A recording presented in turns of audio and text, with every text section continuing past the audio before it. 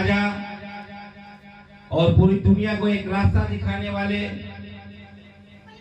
गौराज महाराज की जयंती पर आप सभी को हार्दिक बधाई और शुभकामना देते हैं।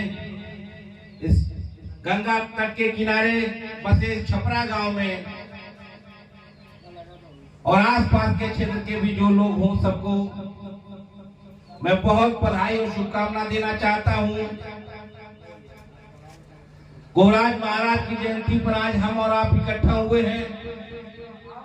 ये चैत्र मास के शुक्ल पक्ष की पंचमी को सामान्यतः मनाई जाती है।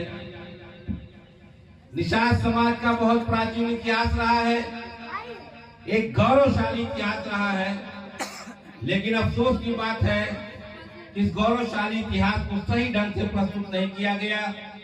समाज के बीच में जो सम्मान मिलना चाहिए था, जो गौरव मिलना चाहिए था, जो इस समाज के राजा महाराजाओं ने समाज के लिए काम किया, एक दिशा दी, उनको इतिहास में उचित स्थान नहीं मिला। त्रेता युग में भगवान राम को जब वनवास हुआ और जब वे वहां से चले तो कौशल राज्य की सीमा जहां समाप्त होती है,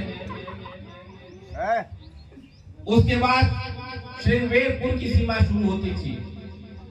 श्रृंगवेरपुर की सीमा के राजा थे वहां के गौराज महाराज, जो भगवान राम के मित्र भी थे, सखा भी थे। जब उनको यह सूचना मिलती है कि भगवान राम आए हुए हैं और श्रृंगवेरपुर की सीमा पर खड़े हैं, तब इस सूचना पर सारे लोग प्रसन्नता से वहां पहुंचते हैं।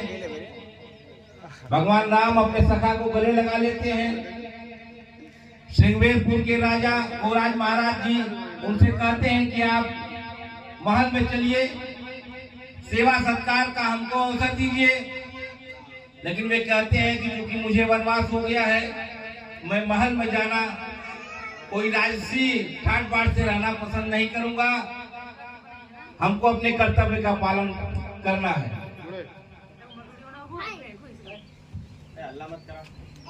उनकी बात को मान करके गौराज महाराज जी सामान्यतः जंगल में ही उनकी आराम की व्यवस्था करते हैं और उसके बाद सुबह उनको नदी पार कराने के लिए व्यवस्था किए और वो आगे वनवास के लिए आगे बढ़ गए चित्रकूट। श्रृंगवेरपुर बहुत दूर नहीं है, प्रयागराज के पास